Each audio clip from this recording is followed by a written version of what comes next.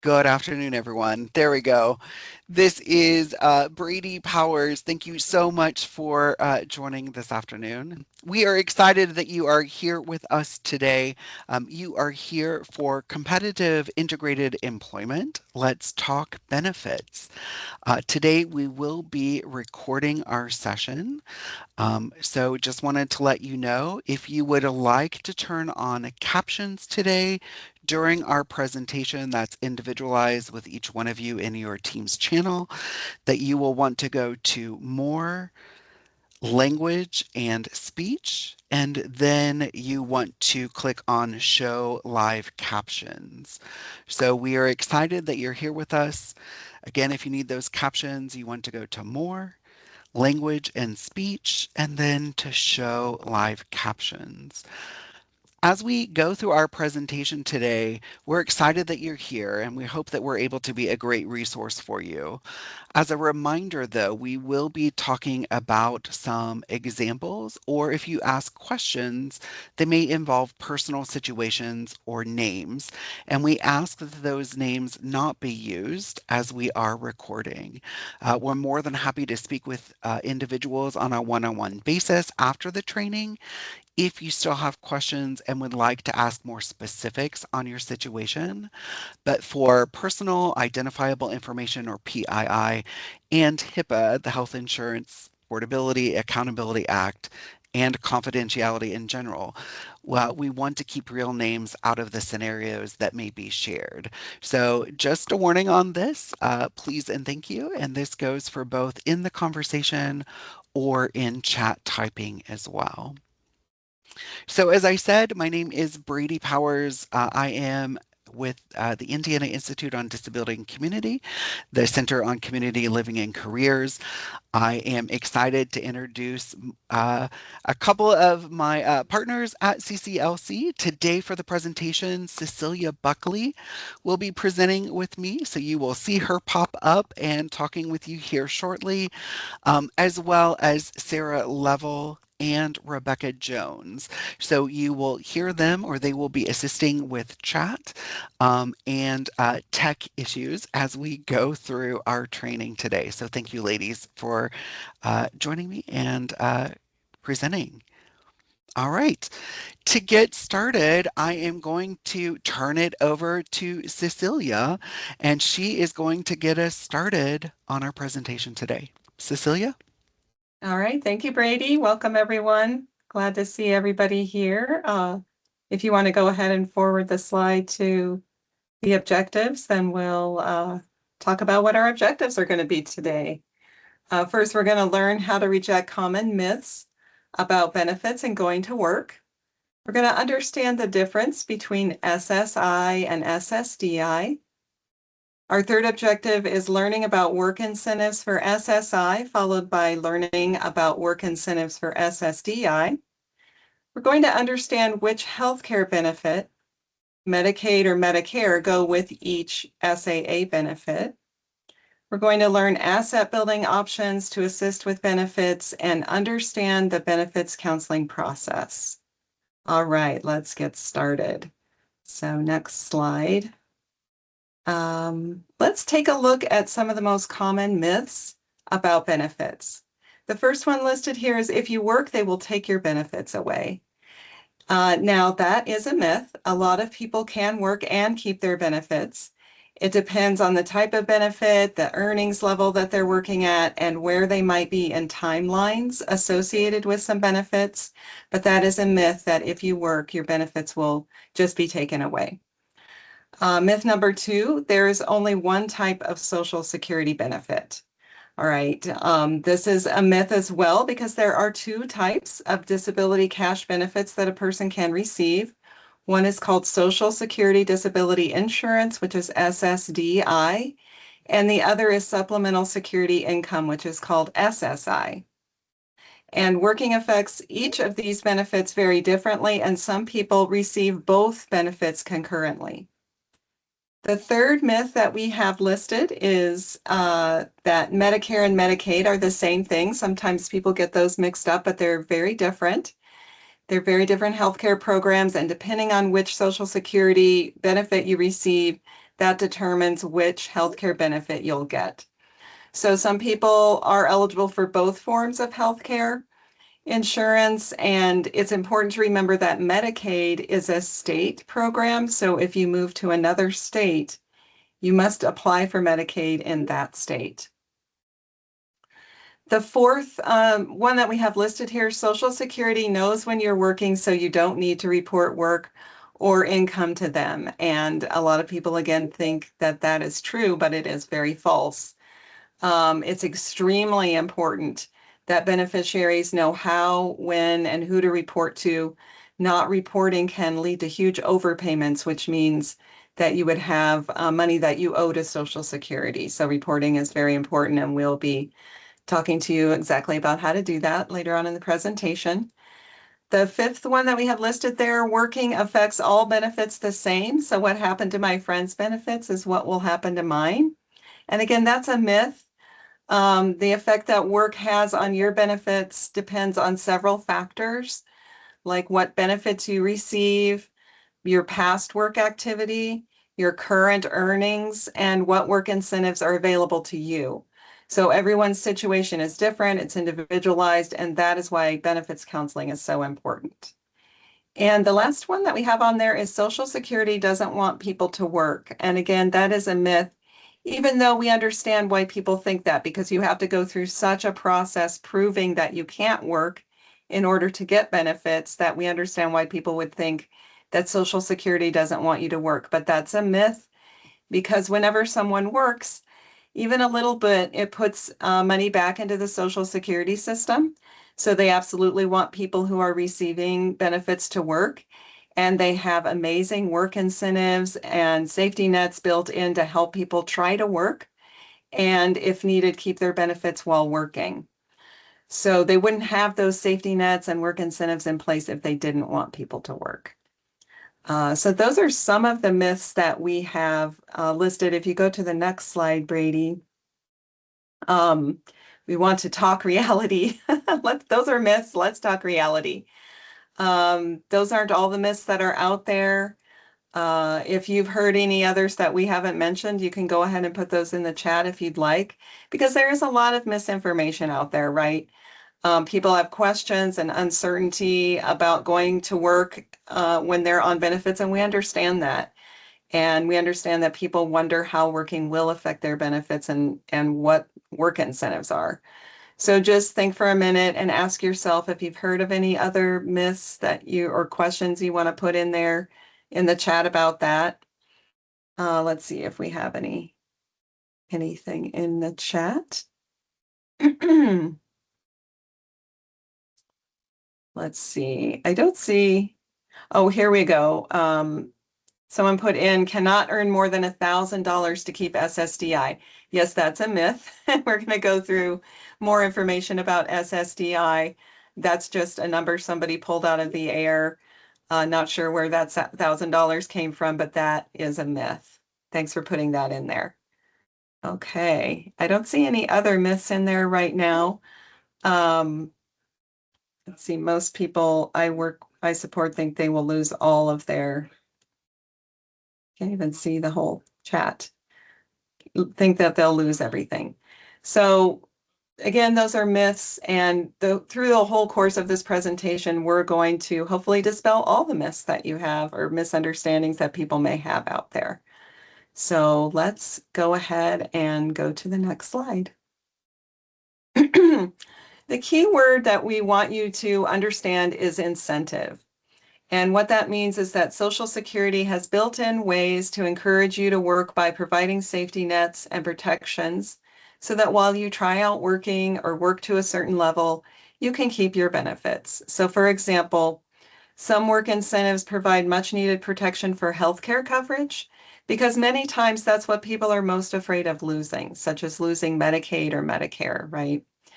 And there are special accounts that can help you save money for goals without losing your benefits, because some benefits do come with resource limits, like Medicaid and SSI, but there are also special programs called asset building programs and accounts that can shield you from those limits. And we will be sharing more about those later on in the presentation.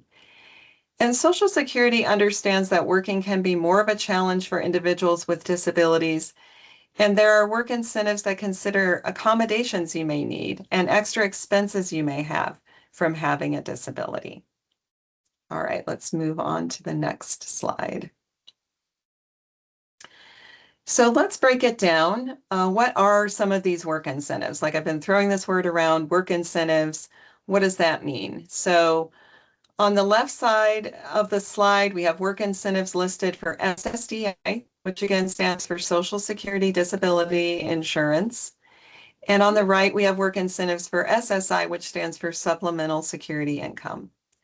And so SSDI and SSI are two very different programs that provide cash benefits for people with disabilities. You may be receiving one or the other or both. And under SSDI, there's a list of work incentives: trial work period, extended period of eligibility, impairment-related work expense, subsidy and special conditions, extended period of Medicare coverage, expedited reinstatement of benefits, and more.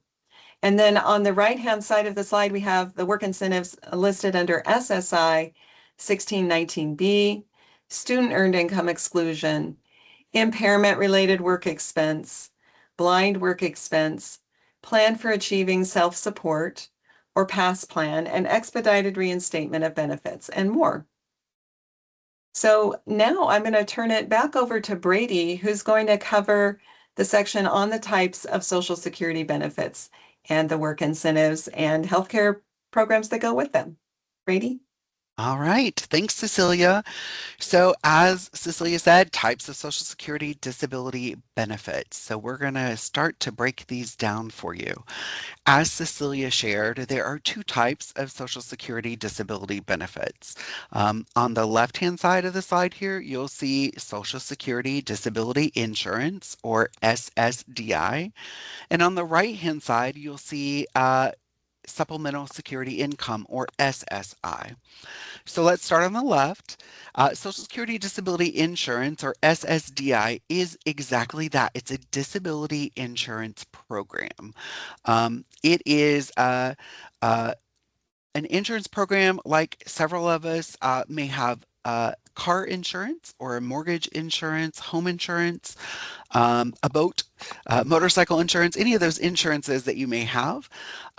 You put into it and put into it and put into it, but you may not use it.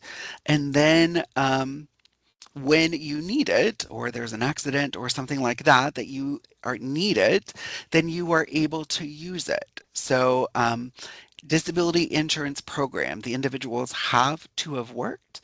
And as they're putting into that insurance program, as they work through what we call QCs, quarter credits, that individual then builds up their record with the Social Security Administration and can utilize SSDI.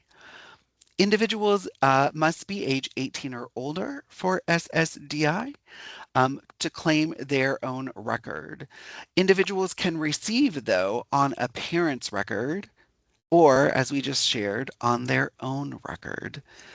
The amount for SSDI that an individual gets is based on their work history. So the longer that an individual works, the more hours that they work, the raises and promotions that they take to where they're earning a higher wage helps to then report to SSA and helps to build that SSDI so that SSDI payment can increase or will increase over time. And finally, with SSDI, each one of these benefits has healthcare insurance, I believe that Cecilia shared with you, that goes with it. And for SSDI, that is Medicare health insurance.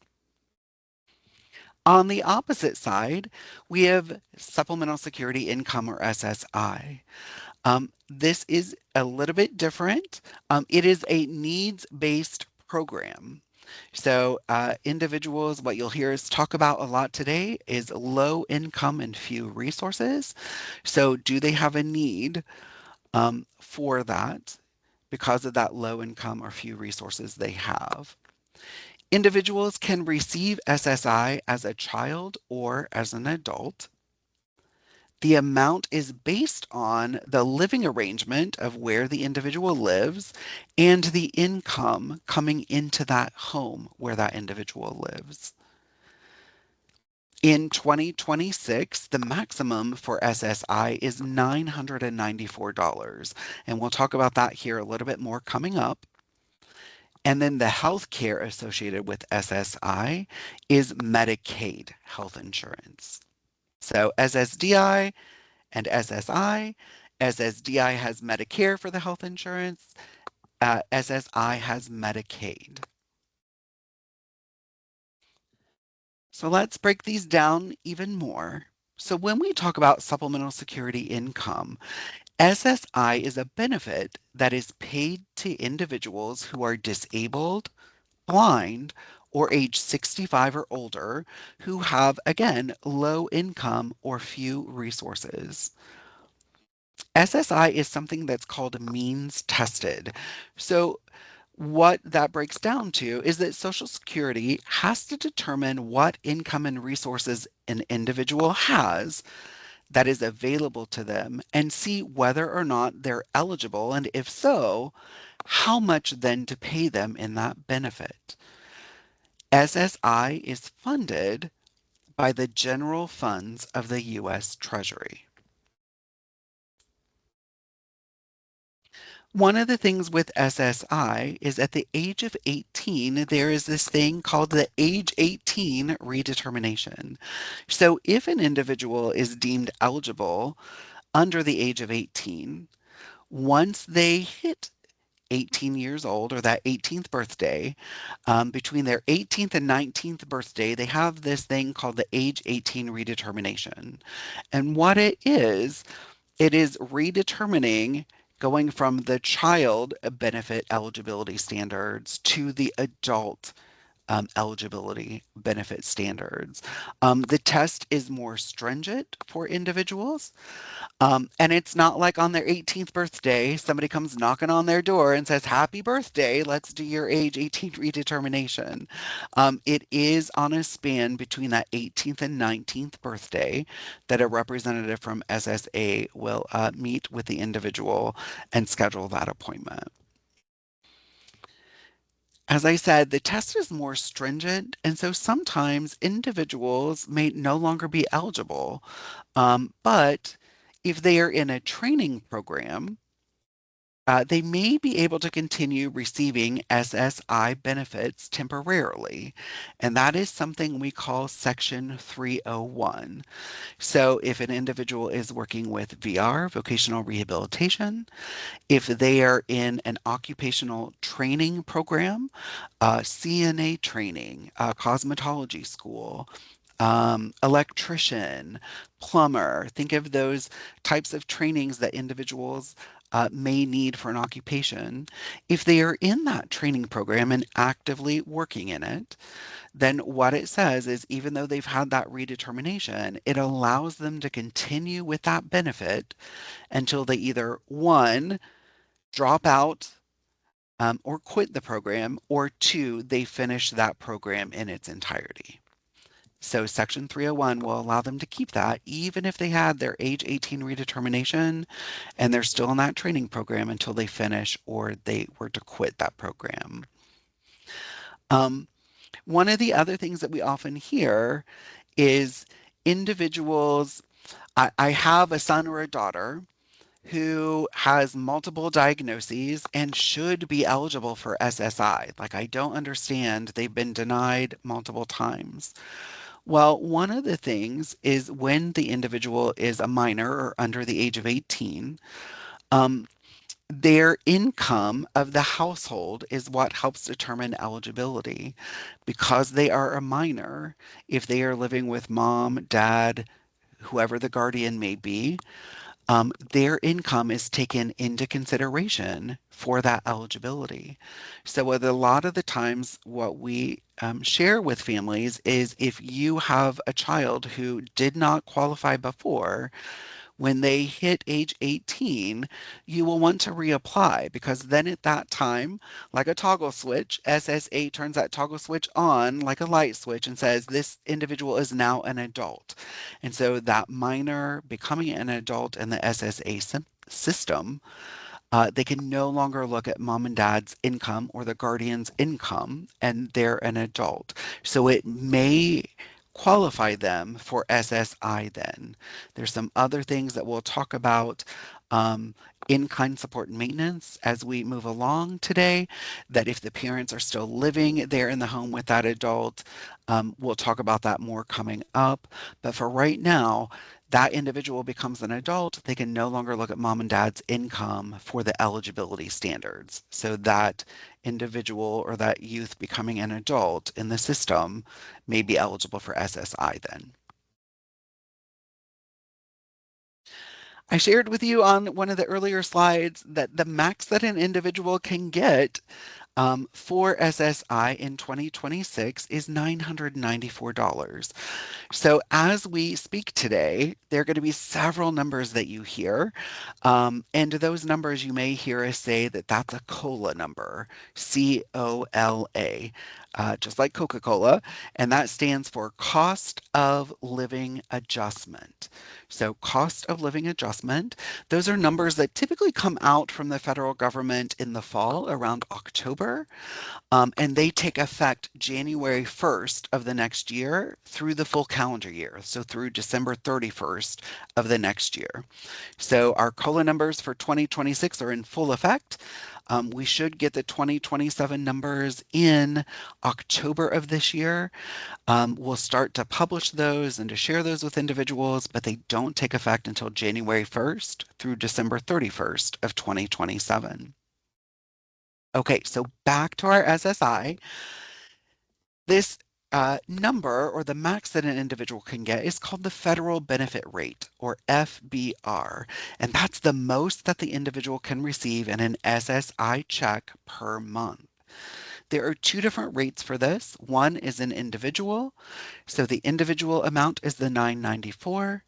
The other amount is an eligible couple. So if two individuals are considered a couple according to SSA, and they both receive SSI, they both do not get checks for the 994. They alter that amount to the max that that couple can get or eligible couple can get is 1491 in 2026. And again, as I shared, this number typically changes every year in October when we get those new COLA numbers.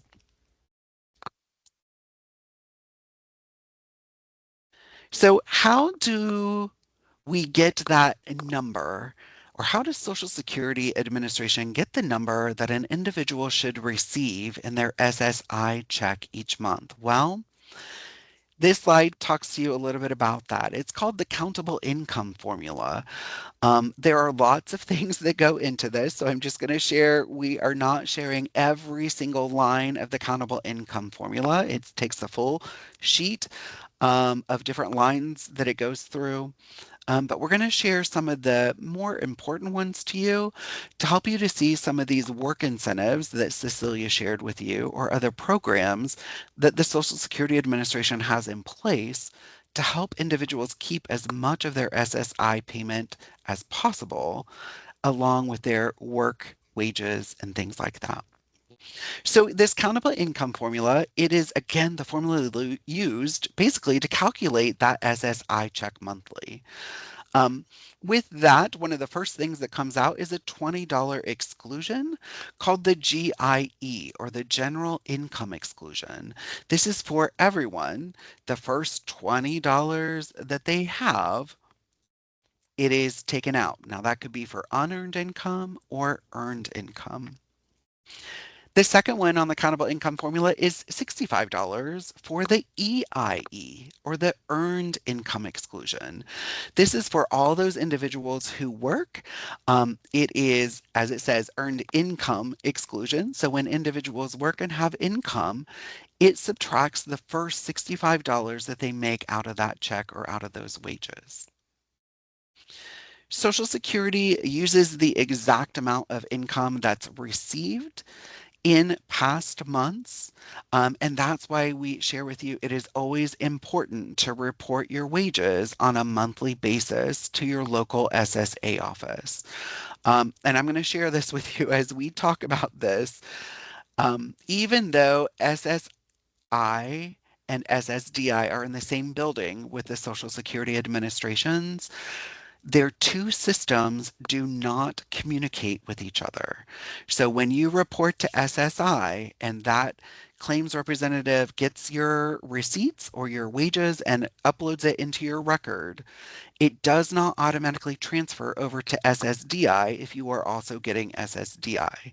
The two systems are separate, so when you report, you need to report those wages, a copy to SSI and a copy to SSDI, two copies, okay? They do use exact amounts. It is down to every penny, and they will ask you to report every penny. And when you report, you want to report your gross wages. So the full amount before those taxes are taken out.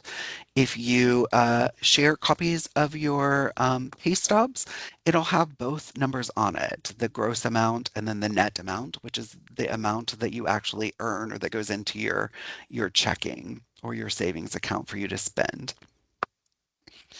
There are other calculations, as I shared with you, in the countable income formula as well. We're not going to go down that rabbit hole and share all of those with you, but there are multiple things to where things get added and things get divided by two and things carry down and move over.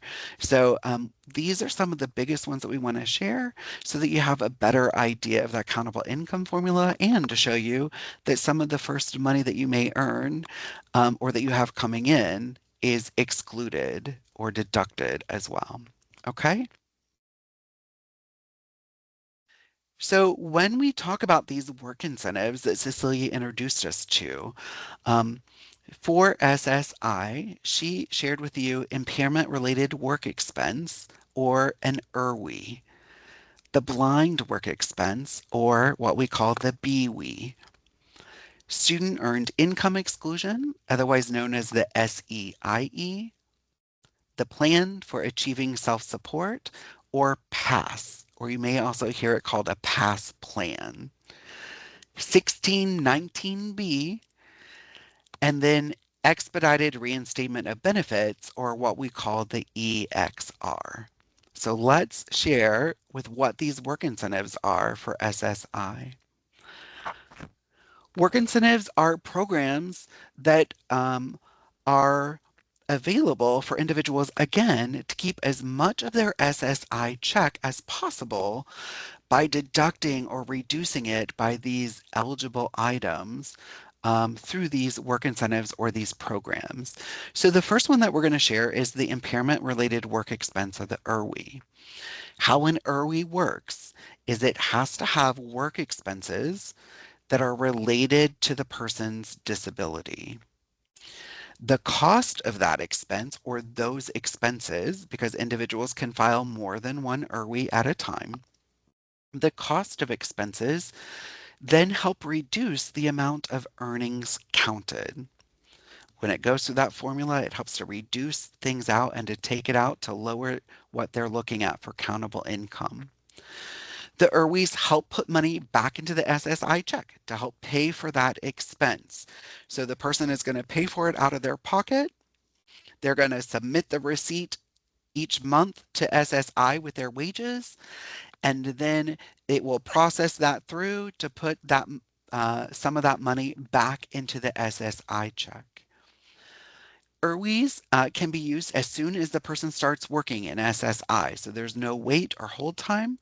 Once an individual has an expense or a need for that, they can file that with their claims rep at their local SSA office. And then once you submit all the documentation, if it's approved, then like I said, each month you'll just submit that receipt to the SSA office with your pay stubs and they will check it off and it is good to go. If it is not approved, then that claims representative will share with you the reasons why it was denied. Maybe it's they needed more documentation or specific information, and you are then allowed the opportunity to gather that documentation and resubmit it. Okay, but once it's on your file, as long as you're turning in those receipts and it's the same amount each month with your wages, then your IRWI will stay intact.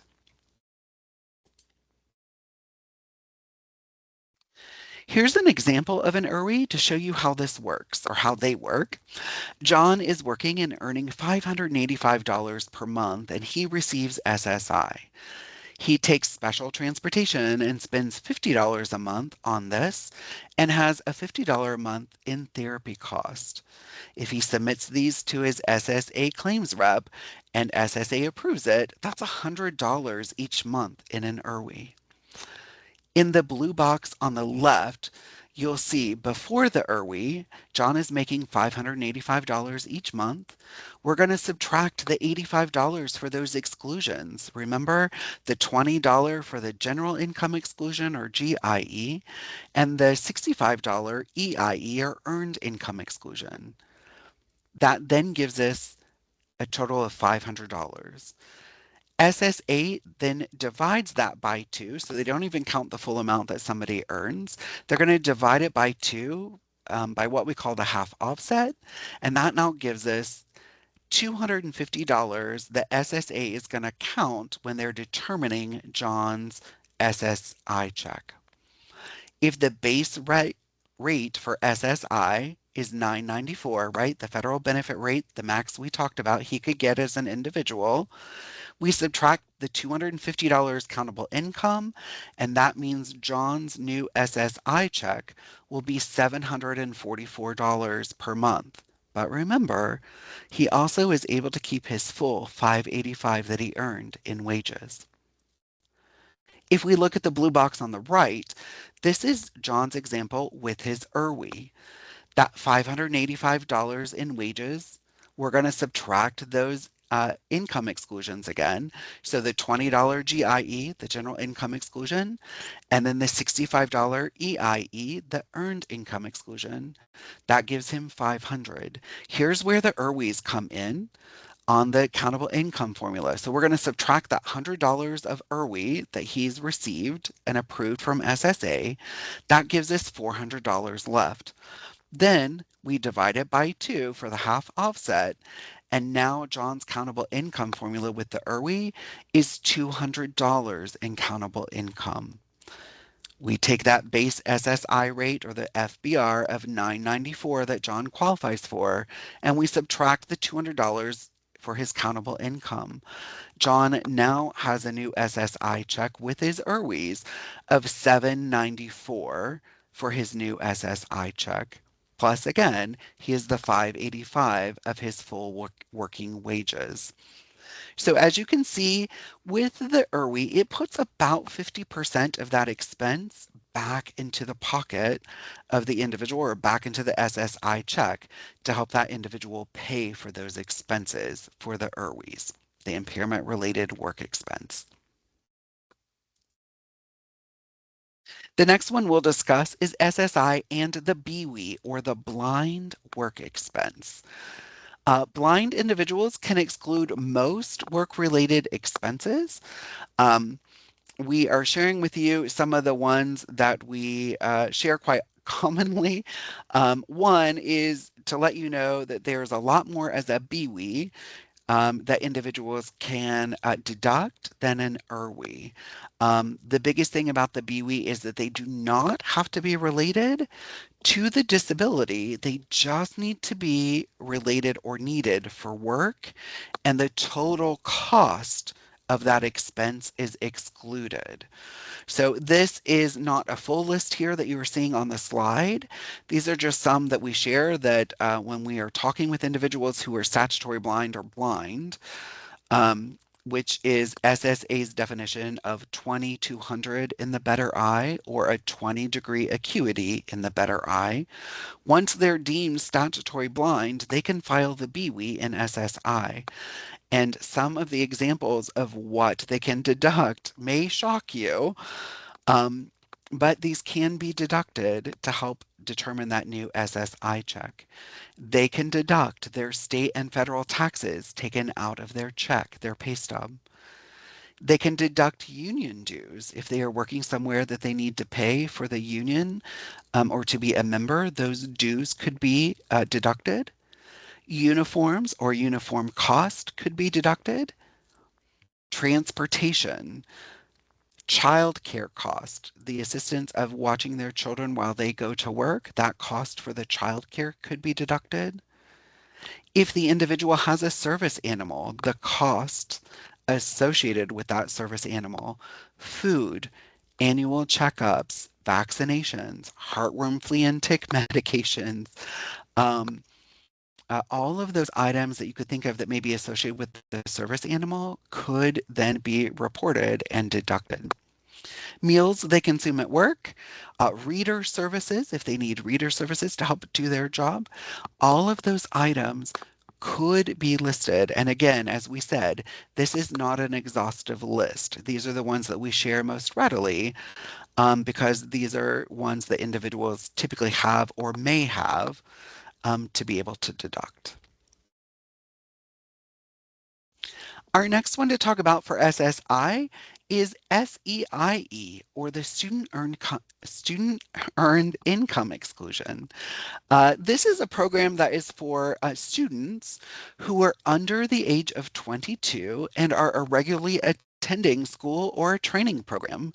And this program then allows them to keep all or most of their SSI payment and still work. Here's how it works. Students can earn up to a certain amount per month, up to a max annual that they are able to deduct. And so for 2026, these are more COLA numbers that you're seeing here on the slides. So for 2026, a student can earn up to $2,410 in 2026 per month, up to a maximum in that year. And when we say year, that's January through December, up to an annual deduction of $9,730 in 2026. It can be used during summer for students who are returning to school in fall, and we see that quite often. Students may be focused on their academics and learning, or programs that they're in while they're in school, and then they start to pick up more hours or maybe even working overtime in the summer months. And so we see SEIE saved and they use a lot in the summer months because it helps them to earn more and then deduct that during the summer months. They can still do that as long as that student is returning to school in the fall. If they were to graduate in May or June and they are not going into a training program or going to school, then when they graduate, then that would stop the program. Or when they turn 22, the month that they turn 22 is still good. And then the next month, they would no longer be able to declare the SEIE. Okay, that is an SSI only program. And SEIE, or the Student Earned Income Exclusion, is what that's called. And the example I'll share with you too, it doesn't have to be the full amount. So let's say the student is earning $2,000 for that month, and that's what they're reporting. So that additional $410 just stays in the kitty for the SEIE. So that, and then once they continue to work multiple months, the max they can declare then is that 9,730. So the 2,000 would count for the month. That $410 goes back into that full kitty of that 9730. So until they reach that max, so approximately 4 or 5 months. In that fifth month, if they're earning $2,000, they could only declare up to 9730. They wouldn't be able to declare the full 10,000. Okay. All right. One of the other things that we like to talk about with SSI for in Indiana, because we talk about Medicaid, which is the healthcare associated with SSI, we did put a slide in here too about Medicaid waivers. So Indiana has gone through revisions with their waivers, and we have had these waivers for a little bit now. But those waivers include the CIH waiver, which stands for the Community Integration and Habilitation Waiver. We have the FSW waiver, or the Family Supports Waiver. We have Health and Wellness Waiver, and that waiver is for those individuals that are below the age of 60 with a disability. It was formerly known as the Aged and Disabled Waiver. We have the Traumatic Brain Injury Waiver, or TBI waiver. And then the other one that we'll mention today is the Pathways for Aging waiver. And this is for those individuals that are age 60 and over. And again, it was formerly the age and disabled waiver. So they split that age and disabled waiver for 59 and younger, and then for 60 and over. So 59 and under is the health and wellness waiver, and pathways for aging is 60 and over. All of these waivers are overseen by the Bureau of Disabilities Services, or BEADS office, BDS. And you'll see there's a contact number here, the 800 number, as well as an email should you have questions about Medicaid waivers in Indiana. One of the other things that when it comes to healthcare and a work incentive for SSI is this number and letter thing called 1619B. So, 1619B allows an individual to keep their Medicaid coverage even after they earn enough for their SSI check to adjust to zero, or what we call the break even point in SSI. So they start to work, they're earning wages. As they earn those wages and report them as it goes to the accountable income formula, that SSI check may lower. If they are earning so much in a wage to where it wipes that SSI check out, meaning that they get $0 in a check, then that's where 1619B comes in. 1619B then protects the individual's record with the Social Security Administration for SSI so that if those countable earnings decrease below the SSI check break even point again, or they lose their job in the future, their SSI cash payment can begin again to meet that financial need. So here's what that means. If the individual earns enough to where their SSI check is zero, it doesn't take them out of the system or terminate their SSI benefits. 1619B says they can stay on SSI and they still have it. We're just not paying them. But what that allows is that Medicaid coverage that goes with SSI. It allows them to stay on the rolls for SSI, and that Medicaid coverage is still in full effect. If while they're working, their hours get cut, they have a physical ailment, so they need to cut back on their hours, staff reduction in hours, or they merely lose their job, they just have to let their local SSA office know on the SSI side that that's happened. And should they then run it through the countable income formula and they should start to receive or should receive an SSI check, even if it's for $1, then it will allow that SSI payment to start back up again. Okay, it'll still run through the countable income formula, but there's no special thing they need to do other than reporting to their SSI that they've lost their job or that their hours have been reduced. So they will go back in and reevaluate that to start that SSI check again. Okay, that's the glorious thing about 1619B. The other great thing about it is there's no time limit for 1619B. As long as the individual earner does not meet the state threshold with the state that they live in. And for 2026, this is another one of those COLA numbers. For 2026, Indiana's state threshold for 1619B is $47,397. So if the individual is earning under 47,397 for the year, then their Medicaid would be fine and they could stay on the rolls for 1619B. If they are getting close to it, instead of just losing everything, there is another program that we're going to talk about on the next slide called MedWorks that you can enroll in, and it will help to protect that Medicaid, and not just that Medicaid healthcare coverage, but it also helps protect the Medicaid waiver if the individual has a Medicaid waiver. So let's jump over to MedWorks. MedWorks is really a second line of protection or a second line of defense to help shelter Medicaid healthcare services for an individual, and also the Medicaid waiver. It's specifically designed for persons with disabilities who are working to encourage them to earn as much as they want or at higher levels.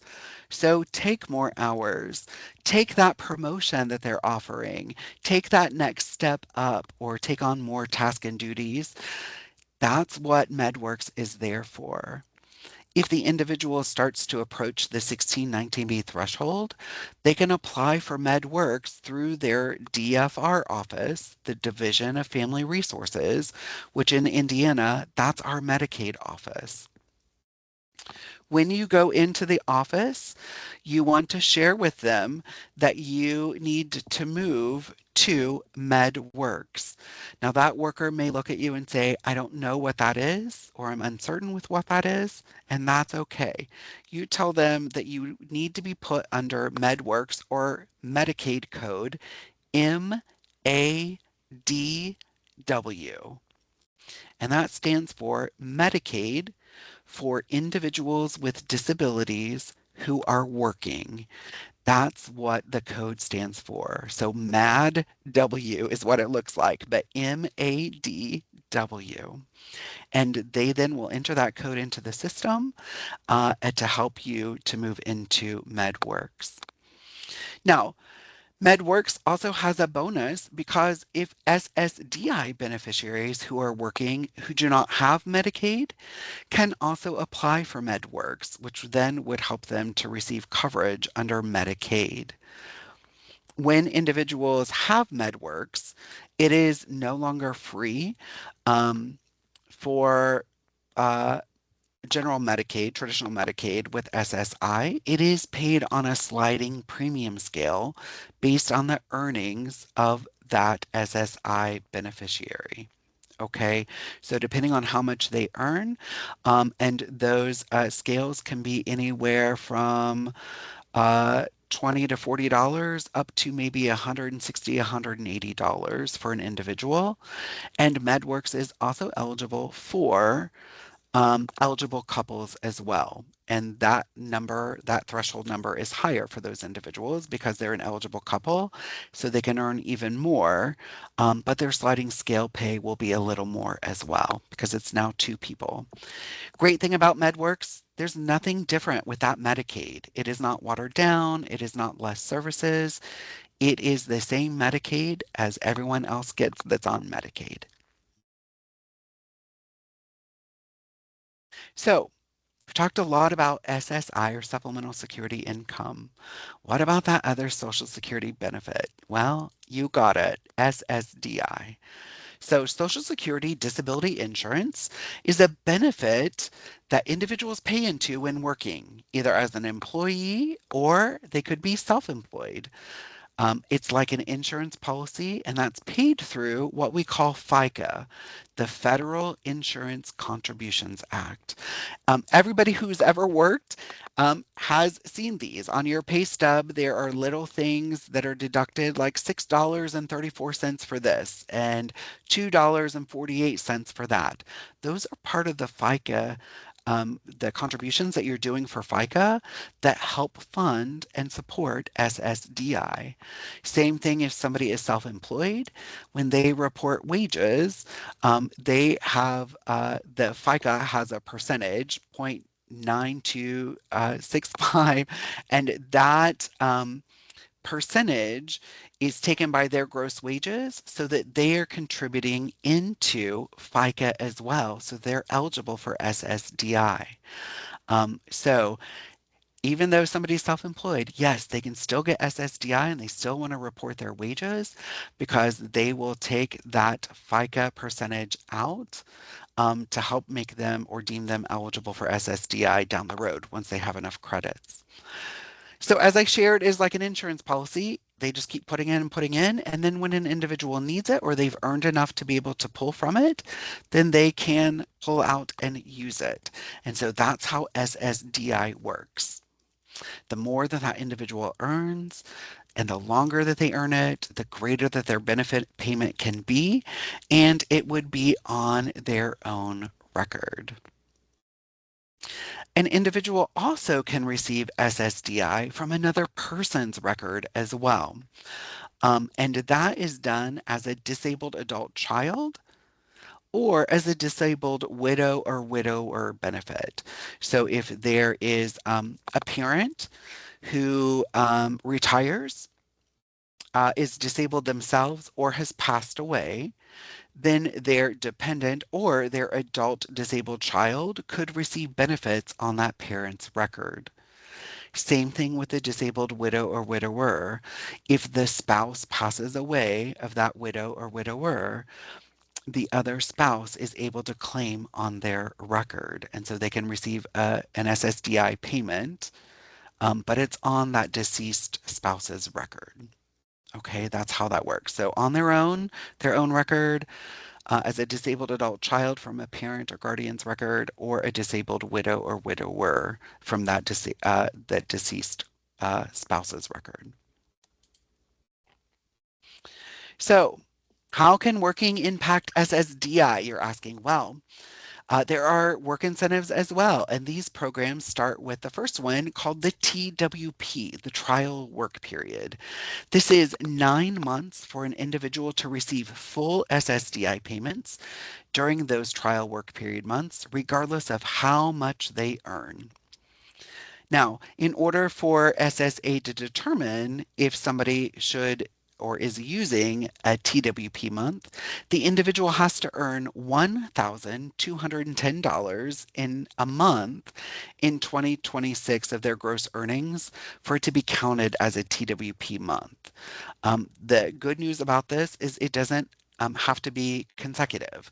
So those 9 months could be spread out over 22 months, but they will keep track of each month. And if they are over for 2026, 1210 or $1,210, then they'll put a hash mark for that month. So there's one and they have 8 remaining. So they'll keep going until they get to all 9. They do that within a 5-year or 60-month rolling period. So that span is going to look for 5 years, and they once they earn those 9 months in that 5 years, then their TWP is up. Okay? And that 1210, the TWP amount, is another one of those COLA numbers we've talked about. So it changes each year where it either goes down, it stays the same, or it goes up. So we just finished the TWP, so 9 months, um, and the individual has used that work incentive. The very next month, we come in with like some super glue and put it on that TWP and we stick to it. The very next work incentive, called the EPE, or Extended Period of Eligibility. This is 36 consecutive months after those 9 months are finished that the individual cannot be terminated from SSDI while they're working. Okay, it's 36 months of a safety net or support for the individual. They can work and still receive their benefits for months when the earnings are not considered substantial with SSA. And so what does that mean? Well, we have this term called SGA, or substantial gainful activity. And that is another COLA number.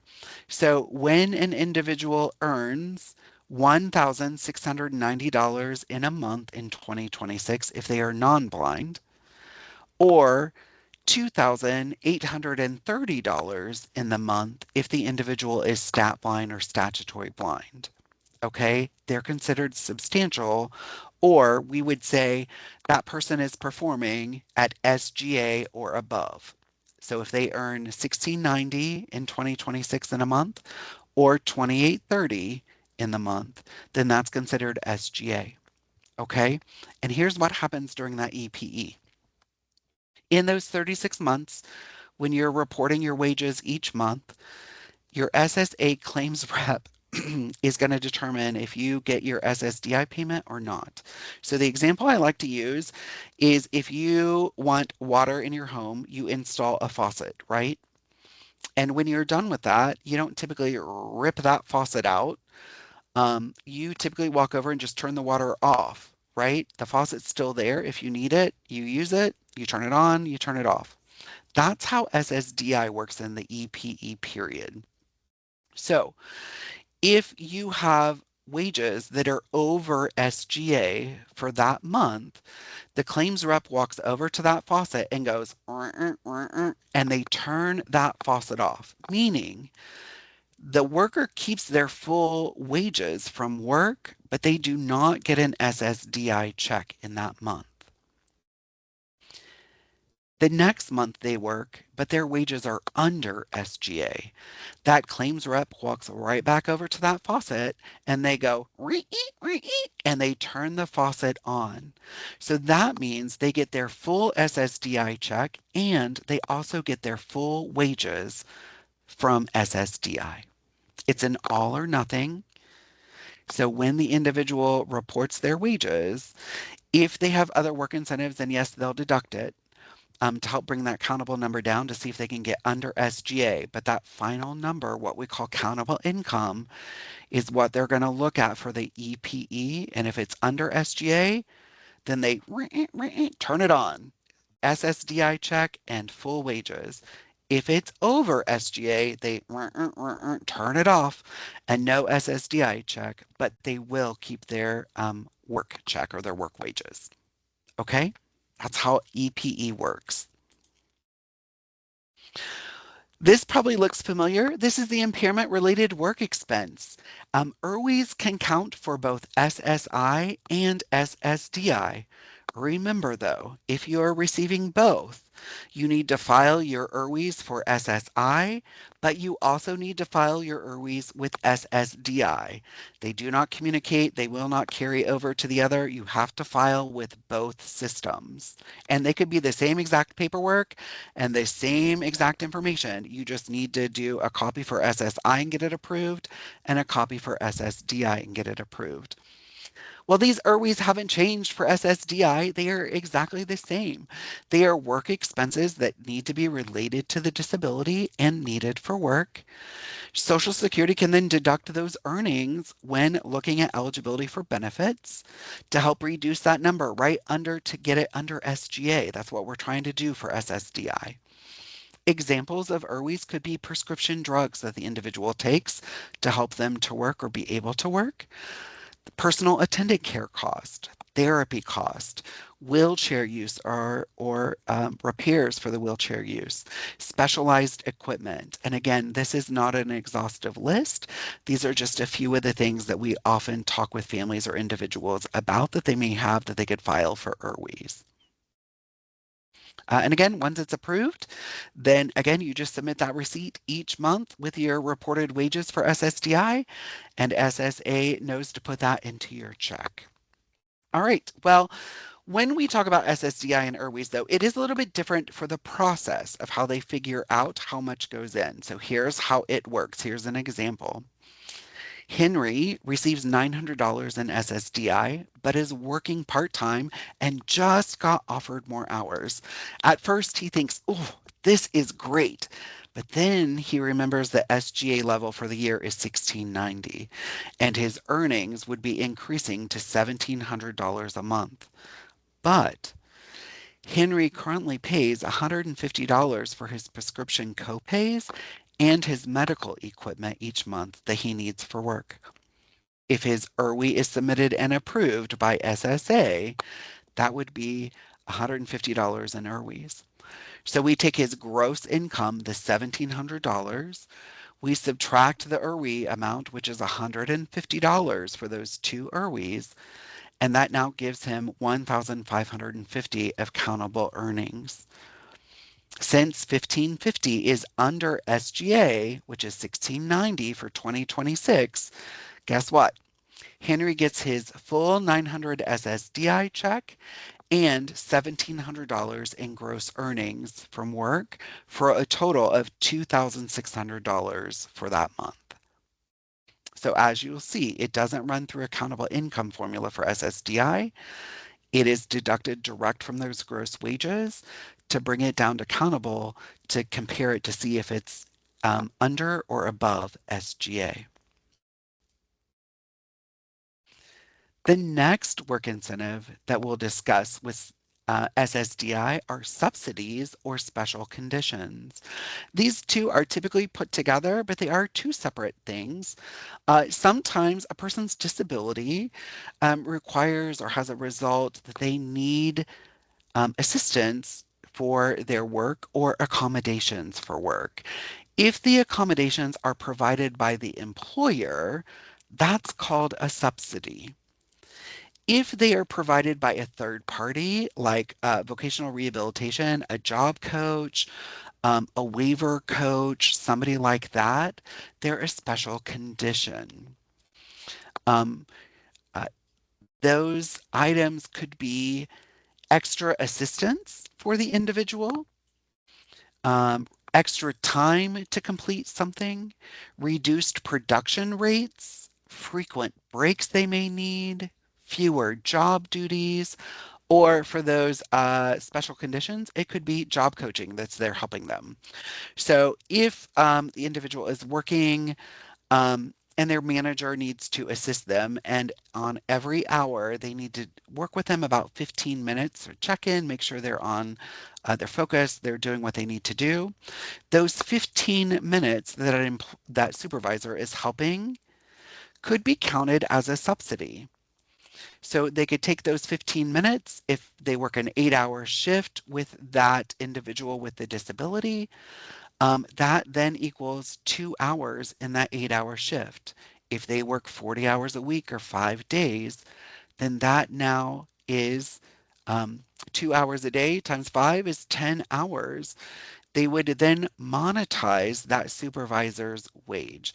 So if they earn $25 an hour, and the individual worked with them 10 hours that week or each week to help them, that $25 an hour times 10, the time that they spent with that individual that needs the assistance, could be submitted as a subsidy. Same thing as that if somebody is working material handling in a factory or warehouse and everyone needs to produce 1,000 units per 8-hour shift, they could then reduce that for our individual worker and say they only need to complete 750. If each piece is worth $1, then that's $250 each shift that they work or each 8-hour shift that could then be re- reported as or submitted as a subsidy. That's how this works. They monetize that assistance to help reduce it off of those gross wages. Once it's approved by SSA, the employer and the worker are the ones who submit that information. And once it's approved by SSA, then they will do an annual reevaluation of that, and then it can be reduced to help bring that worker's gross wages down to countable wages, hopefully under SGA again. Okay, so the value is placed on the help and then deducted from the earnings that are counted. That's how subsidies or special conditions work. And it's the same way with the job coach. The employer is the subsidy piece, the job coach is the special condition piece. So they would then monetize the job coach. If the job coach is in there 20 hours a week with them, then they would take that and monetize it based on the wage of the worker and the wage of the job coach. And they would figure that out, okay, and deduct that. All right. The final thing that we'll talk about is EXR. This is something that can count for both SSI and SSDI, the expedited reinstatements of benefits. So It's one more safety net towards the end of this service when an individual is terminated or ends their SSDI or SSI. If that benefit check stops and they terminate, they can request an EXR to restart those benefits. So somebody's working, they've worked their way off of benefits, meaning they've gone through all the work incentives, there's nothing else they can do, and they're terminated, either SSI or SSDI. Then the individual can file the EXR instead of filing the big long forms and all the medical documentation and everything again. If they file within 60 months or 5 years from when they're terminated, they can file the EXR. And really, what it is just a short application that says, hey, I was once on this. I have the same disability definition, the same thing. I just have lost my job, or I think I should start receiving services again. And that EXR, they will then take it and give SSDI payments or SSI payments up to 6 months while they make the determination if the person is eligible again to put them back on the rolls for that. Okay, that's how EXR works.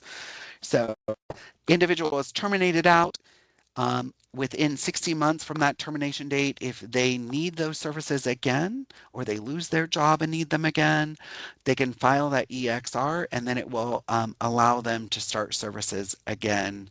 And while they're waiting to see if they do, then SSA will pay them those provisional payments during up to 6 months. Okay. Our last slide here with SSDI is the healthcare that goes with SSDI. And remember, SSDI's healthcare is Medicare. So after 24 months of receiving SSDI benefits, beneficiaries become eligible for Medicare. The Medicare has different parts to it, has multiple different parts, but the main ones that we're going to point out today is Part A, which is hospitalization insurance or HI. Um, it covers the places where things happen. So the hospital, uh, things like that, where the services may take place. And it's free to all those on SSDI. You've got Part B, and Part B covers the services that happen inside of those places. So the doctor's appointment, your outpatient services, medical services that you may receive from specialists. And then Part D. And Part D is prescriptions or medications.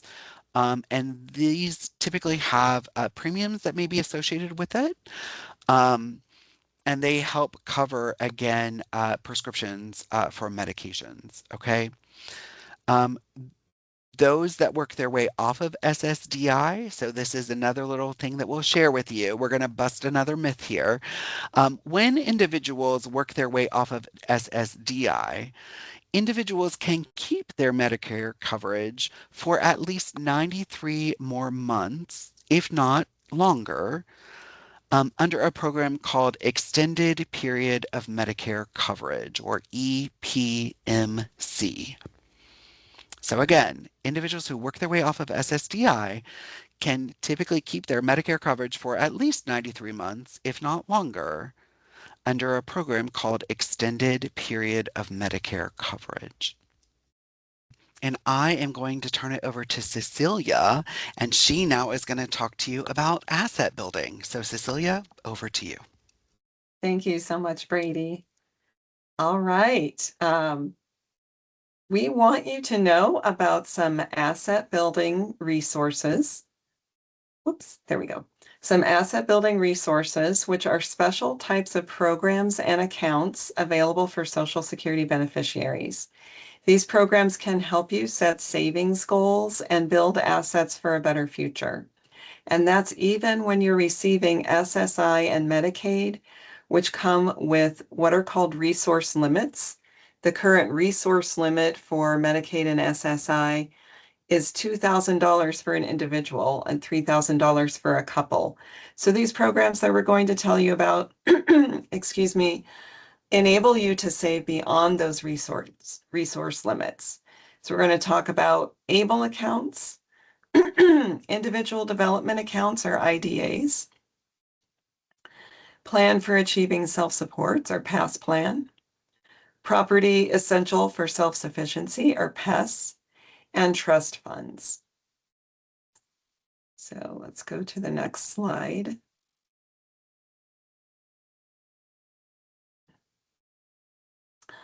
The first asset building resource we'll discuss today, excuse me, I'm so sorry, is the ABLE account or Achieving a Better Life Experience account.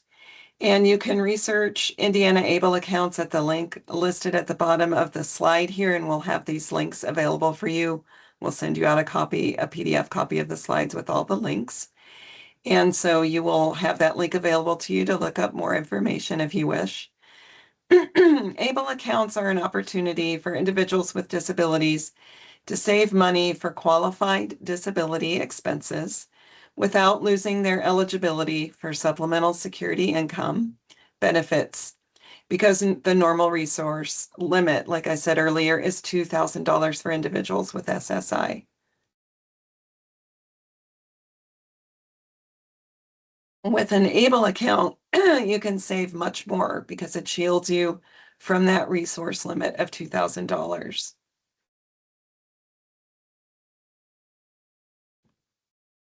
There are many qualified disability expenses that are covered under ABLE. Examples are basic living expenses, schooling, housing, equipment, vehicles, assistive technology, and many other items. So individuals, family members, and friends can deposit money for the beneficiary with a maximum deposit amount allowed each year, and the limit annual deposit for 2026 is $20,000. So if you have SSI, your maximum amount that you can have in this account is $100,000. And if you don't have SSI, then it is $450,000. The amount you can deposit each year changes, so you need to check year to year if it's increased, because it's also a COLA number like we've talked about before. So this year, again, it's $20,000. Now, there is an age requirement in terms of how old you were when you became disabled in order to qualify for this account. It used to be, up until the beginning of this year, it was that you had to have your disability onset by the age of 26. But now that's changed and it's been raised to 46. So as long as your disability occurred by the age of 46, you may open an ABLE account. The other qualifications for the account are that you have to have either SSI, SSDI, or self-certify that you have a similarly severe disability if you're not on SSI or SSDI. So that's a little bit about the ABLE account. We're just dipping our toe in the water with all of these asset development accounts. You can definitely research more or reach out with questions if you have them. The next account, if you go to the next slide, is called an individual development account or an IDA. And individual development accounts are available to people who are working and meet a certain income requirement. You don't actually have to have a disability for an IDA, but you have to be working and you have to be below a certain income limit. IDAs are for specific types of lifelong assets such as training, schooling, home ownership, or purchasing a vehicle. Savings goals accepted by IDA programs vary from location to location. So you have to check with your local IDA to find out what savings goals they support. The amazing thing about IDAs is that there's usually a 3-to-1 match for these accounts. So in other words, for every dollar that you put in, they match it with $3. And so that enables you to build savings quickly. And that's up to $4,500 in state and federal match funds. IDA programs also include one-on-one financial counseling and financial education. Most IDAs do not count as resources for SSI, Medicaid, and other benefits, but again, you should check with your local IDA program as that can vary. So we've included the link to our IDA fact sheet for more information.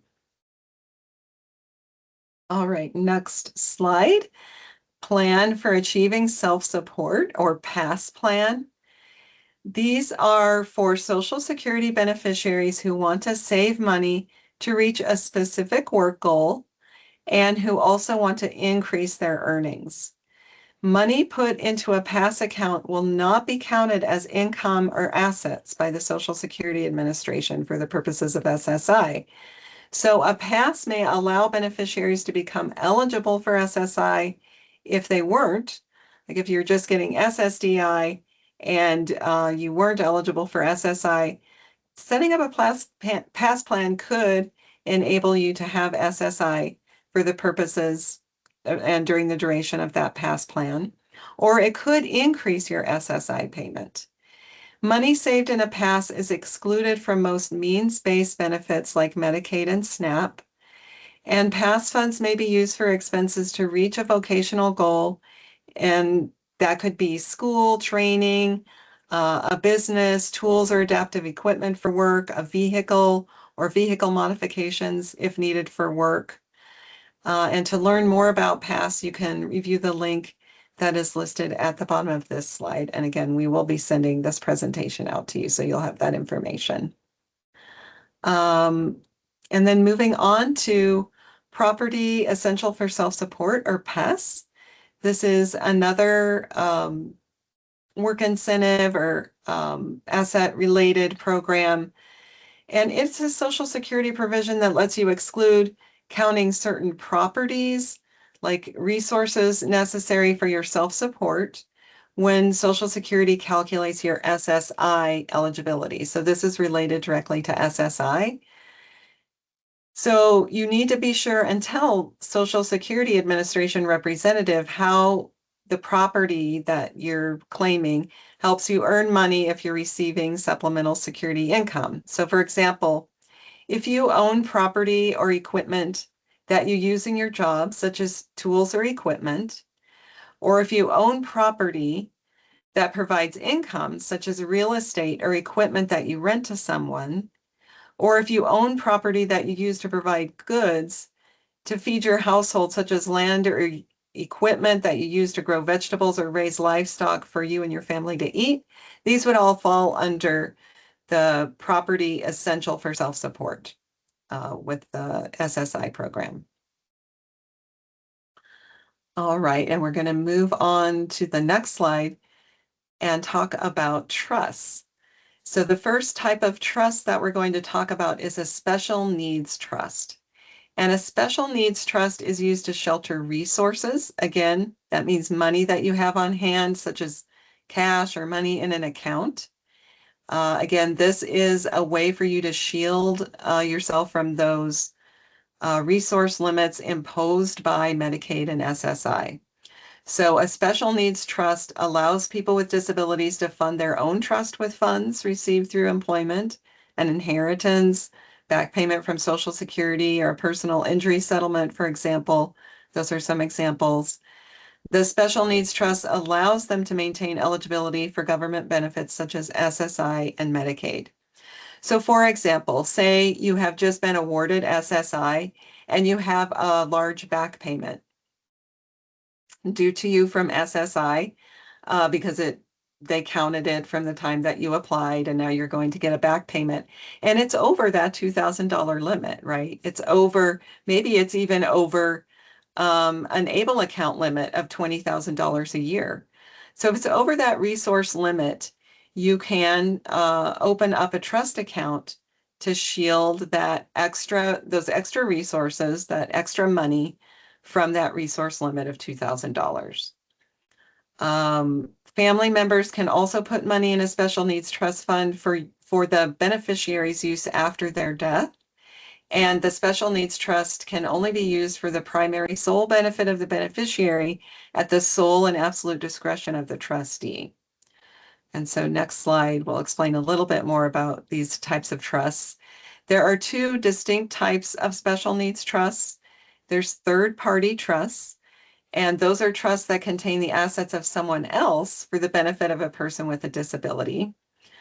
That's something that somebody else opens, a family member opens that third-party trust for the beneficiary. for their family member who is a Social Security beneficiary. There's also a first party trust, or called self-settled. That's a trust that the person with a disability opens for themselves. And that may contain like their earnings or a settlement or Social Security funds or a direct inheritance, but they open that themselves. So it's important to note that also either type of trust can be arranged through a private attorney, or it can be part of what's called a pooled trust, such as the ARC Special Needs Trust. So we have a link at the end of the presentation to the ARC Master Trust, which has a lot, just a wealth of information about trusts, whether you choose their pooled trust or whether you're just looking into getting a special needs trust. There's just vital information that the ARC Master Trust has for you if you go to that website, because we don't have time in this presentation, to dig deeper into trusts or ABLE accounts or IDA accounts, but we want you to know about their existence. We want you to know that you're able to shield your resources from these resource limits. All right, so let's go to the next slide, which is a totally different type of trust. This is a different type of trust than a special needs trust. This is called a Miller Trust, and it's also called a Qualified Income Trust, or QIT. Now, a special needs trust is used to shield resources from a resource limit, but the Miller Trust, or the Qualified Income Trust, is used to shelter excess income. And this is only for Medicaid waiver, people who have the Medicaid waiver or live in an institution that need this type of trust to shield excess income. So Miller trusts are for the specific use of individuals who have a Medicaid waiver, who are earning income over the special income limit, or the SIL. The current SIL, that's special income limit, for Medicaid waiver, people who receive the Medicaid waiver is 3 times the federal benefit rate. Okay, so the federal benefit rate in 2026 is $994. So 3 times that is $2,982 a month. So normally the limit for Medicaid, the income limit for Medicaid, is lower than that. But there's this special income limit for Medicaid waiver recipients that is called the SIL. So it seems like you can't earn over that special income limit, but you can if you open a Miller Trust. All right, if you establish a Miller Trust, then you can shield the excess income over that special income limit. And that's what you would deposit your excess income into that trust each month in the Miller Trust. And the trust is a special legal arrangement. You do have to get an attorney to open this trust for you. So beneficiaries or family members may contact a special needs lawyer to start that process. And we do have, I believe we have information at the end of, on our resource list about the Miller Trust and a link for that. Let me see. Oh, I think it's on the next slide. Let's go to the next slide. I'm a little bit ahead of myself. So I just want to kind of review that the Miller Trust shields income for Medicaid waiver recipients. Medicaid waiver recipients have a special income limit of $2,902 a month, and that's in 2026. That's another COLA number that will vary. And if they earn over that, they would normally be disqualified for Medicaid and the Medicaid waiver unless they open a Miller Trust, okay, or establish a Miller Trust. And the Miller Trust can only be used by those receiving a Medicaid waiver or those living in an institutional setting. And we do have a link at the bottom of the slide about the Miller Trust in Indiana through FSSA. Okay, so we're going to move on from asset building programs and talk about reporting. And we talked about this earlier in the presentation a couple of times, I think, about how important reporting is. It's one of the most important things to remember when you receive Social Security benefits is to report monthly to Social Security. Social Security does not get monthly earnings information from the employer. If Social Security overpays you because you failed to report a change in your income, you will end up owing Social Security the amount of the overpayment. That's what overpayment means. That's why we're like, Let's avoid an overpayment at all costs because that means you're going to owe Social Security money and you don't want to do that, right? So remember also that if you're a concurrent beneficiary, we talked about this a little bit, you can get both SSI and SSDI. If you do, you have to report your income to both sides, we call it, like both sides of the office, right? Brady talked about that earlier. They don't talk to each other. They're in the same office, but they don't talk to each other. So you have to be sure and report your income to SSDI if you're receiving SSDI, to SSI if you're receiving SSI, and to both if you're a concurrent beneficiary. And we're going to walk through how to report in just a moment. So let's see here. Let's go to the next slide, I think. How to report to Social Security. So here are some different ways that you can report to Social Security, and they do vary a little between SSI and SSDI. So that's we have some of that information for you here. A beneficiary or rep payee can report online through the beneficiary's My Social Security account. So that's one way that you can report through your My Social Security account.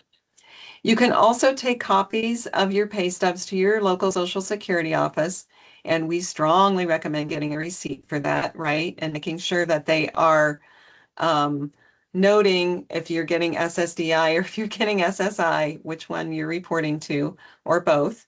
You can also mail copies of pay stubs to your local Social Security office and be sure to note on the envelope whether it's going to SSI or SSDI.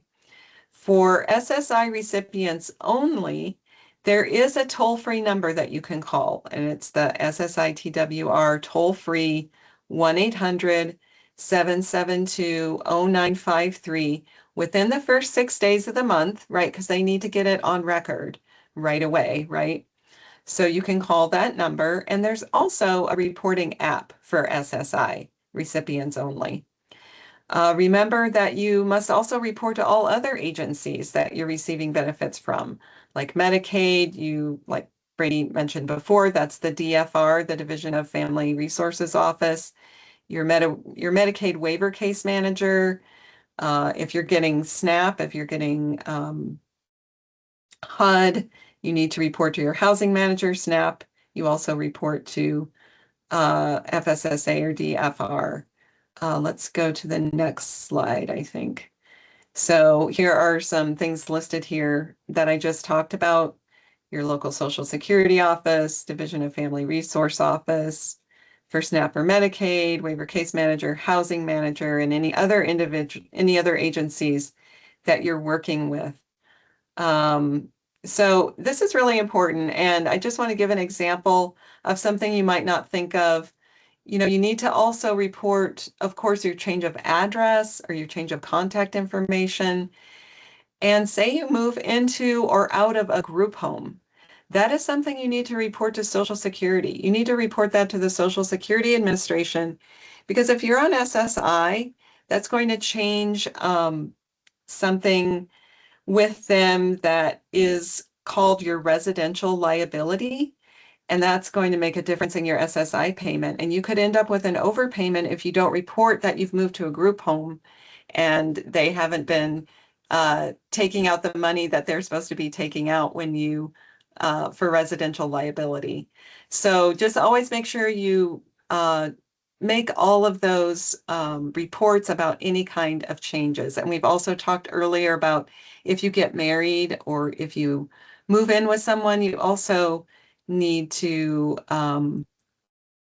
report that. And better yet, it's really best. I mean, we recommend anyway, best practice is to contact Social Security and just talk to them and say, hey, I'm thinking about getting married. How will that affect my benefits? Because that's just going to depend on the type of benefits you're getting. It's going to depend upon whether your future spouse is working or if they're receiving benefits. There's so many different things that affect that it's a really good idea to reach out, talk to Social Security, talk to the Medicaid office about your plans, and then find out, be informed about how that might affect your benefits. Okay, and just definitely remember to change your contact information. If you Don't change your contact information and Social Security sends you a letter like you have a medical review due and you miss that, then you could end up losing your benefits. So it's just really vital that you keep the Social Security Administration up to date with all of your contact information, your income, any changes in work, any changes in your living situation. Okay, I think I've hopefully driven that point home.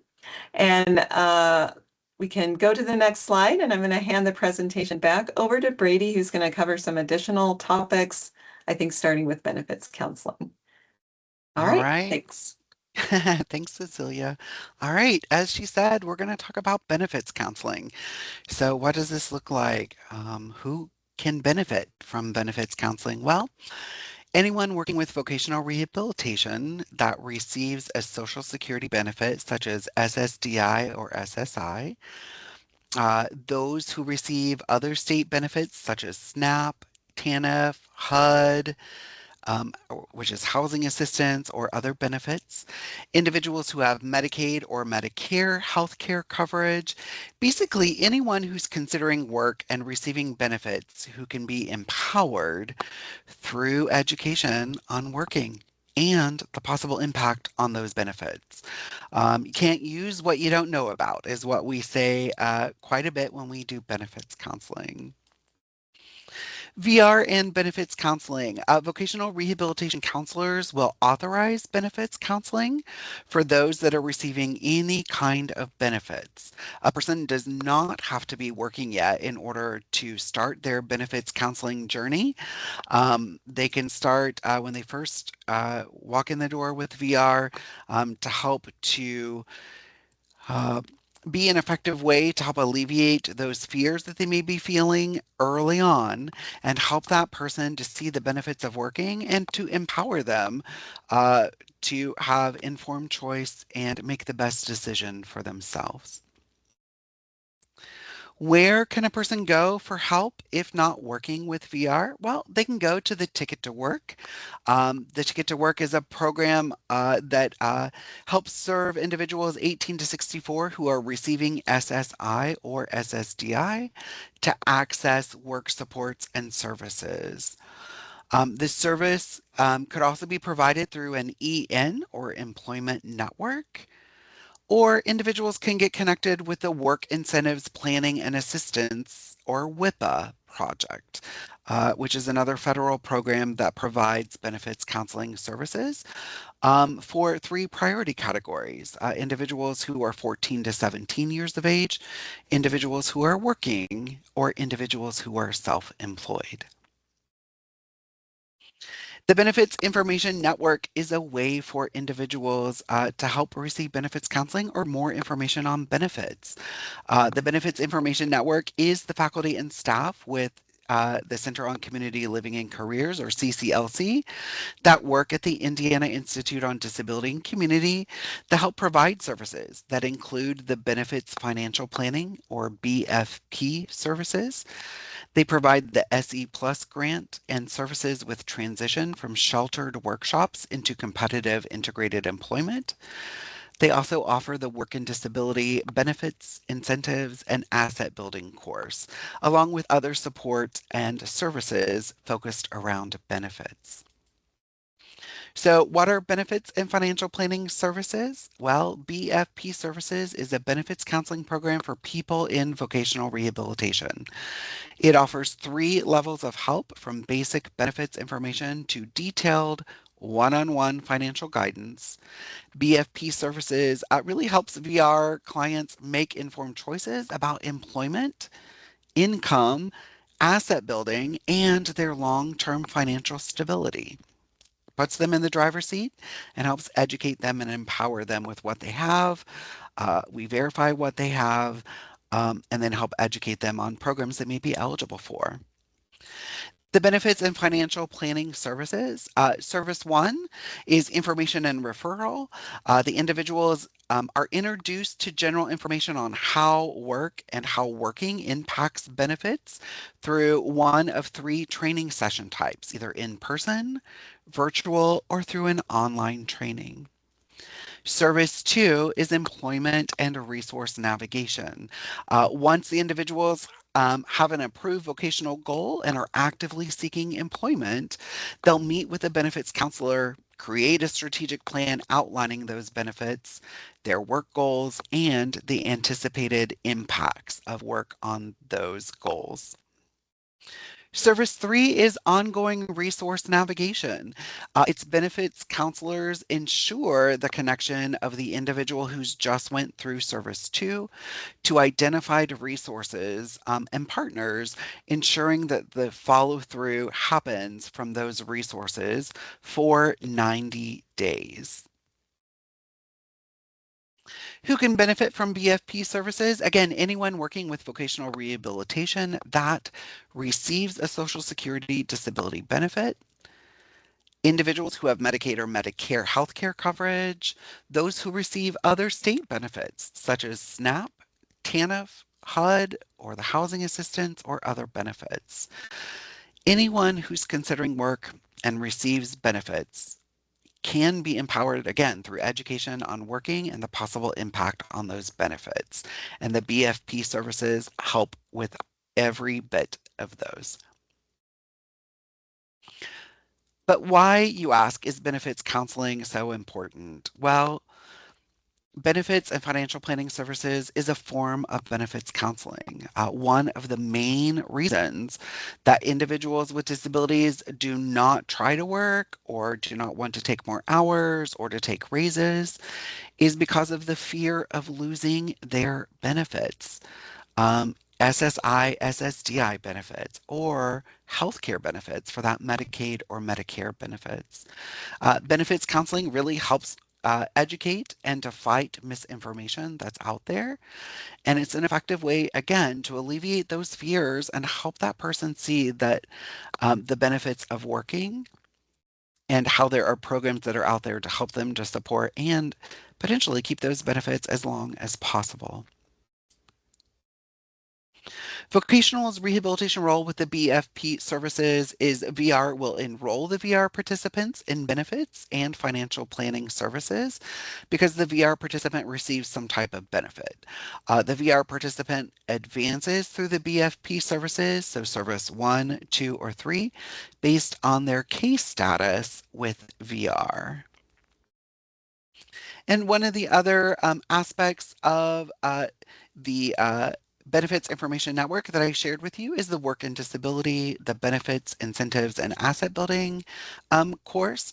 The Center on Community Living and Careers offers this comprehensive course on disability benefits that covers federal, state, and local benefits, work incentives, and asset development. It's a national course, but covers examples of Indiana benefits. It is 6 weeks long and takes 10 hours to complete the course. It's online, and the student has access to the course 24/7. The cost is $150 and is offered quarterly. The course does also offer a certificate of completion, 10 PGP points if they're an educator and need those professional growth points, and or one continuing education unit for course completers. The course can be found here at the link that's listed on the training website, again under the title of Work and Disability, Benefits, Incentives, and Asset Building course. So the Indiana WIPA project is another thing that we shared with you in regards to a way to receive benefits counseling. So there are two WIPA projects in Indiana. We have the Northern and Central Indiana Works WIPA, and that is provided through Aspire Indiana. On here on the map that you see on the slides, the purplish color counties are the ones that are served by North Central WIPA project with Aspire. And then the white counties that you see in the central and southern part are provided, WIPA project provided by SERS down south. And so we've got uh, the email addresses and the contact information for those two services that are provided when individuals do the BFP services with us. Then one of the partners that we refer them to for longer services are the WIPA projects if they meet those three priority categories. The National Ticket to Work Helpline is another way that individuals can learn about benefits. Beneficiaries who have general questions, no matter what county they live in Indiana, they call the Ticket to Work Helpline number the 8666 968 7842 for individuals that need basic information, or there's a TTY number at the 866 833 2967. So, what is the difference between the WIPA projects and the BFP services? WIPA is federally funded through a federal grant through the Social Security Administration, and they serve individuals 14 to full retirement age. They Individuals who receive SSA benefits can receive services through WIPA. Need to be working, self-employed, or interviewing or transitioned age youth that are 14 to 17 years old. Uh, WIPA provides services virtually by phone or video conference, and the products they produce are the BSNA um, and the WIP plan for individuals, which are action steps and plans, along with the report of what the individuals were serving. That's the BSNA. And the length of service for the WIPA is long-term supports. The BFP, which is part of what we offer at CCLC, is state funded. The VR enrolls the beneficiaries, so they need to be involved with VR. Ages are 14 to full retirement age. Individuals who are receiving any type of entitlements can start with the BFP services. So it doesn't have to just be SSI or SSDI. The stages of help are Service 1 for that info and referral, Service 2 is the planning, and Service 3 is resource navigation. We provide those services face to face or virtually, depending on the situation and the needs of the individual being served. The products are training, strategic planning, and resource and connection. And the length of services 1 and 2 vary. Service 3 is 1 to 90 days of work. So they're shorter, BFP is shorter term services, connecting them onto the WIPA project for those longer term services and supports. All right. I'm going to turn it back over to Cecilia, and she's going to cover some resources that we have talked about and covered today in our training, and then she'll close us out. So, Cecilia? Thank you, Brady. You can go ahead and forward the slide. That would be great. All right, thank you. So we have a lot of great resources for you. We have a couple of slides of resources, and the first one I want to highlight on here are our CCLC open office hours and the Zoom link for that. So we host open office hours every Thursday from 2:30 to 4:30 p.m. Eastern Time. And we always have someone from our benefits team available to answer questions. So like we mentioned earlier in the presentation, if you have a more personal question that you don't want to, ask in front of everyone and let everybody know, what's going on, then you can come into our open office hours. We'll go in a breakout room and we can talk to you one-on-one about your situation.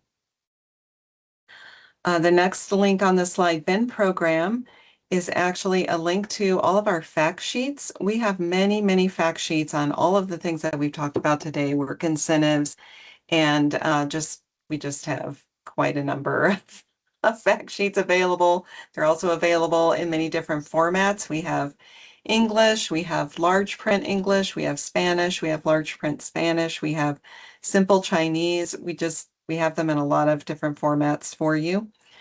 And I really recommend that you go to that link and take a look at all the different fact sheets that we've developed over the topics that we've talked about today and more. And then there's other resources on there that we've spoken about today, the Ticket to Work program that Brady just talked about, Aspire and SERS, those are our Indiana Works WIPA projects, the Indiana Disability Resource Finder, which is a great tool to find resources, and then let's see what's on the next slide. The Indiana Housing and Community Development Authority has information about IDAs, or those individual development accounts. The ARC of Indiana, I mentioned in asset building, the ARC Master Trust has a lot of information about special needs trust. The Social Security Red Book is just a great resource. It's actually pretty easy to understand. You know, a lot of times when you get information from Social Security, it can be a little confusing, but I think they've done a really nice job in the Red Book. There's an index, you can look things up. You know, somebody I think earlier in the presentation asked about different examples of IRWIs. You can go into the Red Book and you can look up IRWI, impairment related work expenses, and you can see different examples that Social Security lists, for example. So that's a really great resource. The Social Security office locator is something you just click on that and then you put in your zip code and it will tell you the exact address of your local Social Security office. Because, for example, if you live in the Indianapolis area, there's a number of different Social Security offices and you want to get to the right one. The Division of Family Resources, that is also a link to find your local office because that's important for Medicaid and SNAP. The National Disability Network is a great resource, and the National ABLE Network about ABLE accounts. So those are some resources that we have for you. And I think we're going to be putting a link to our short survey in the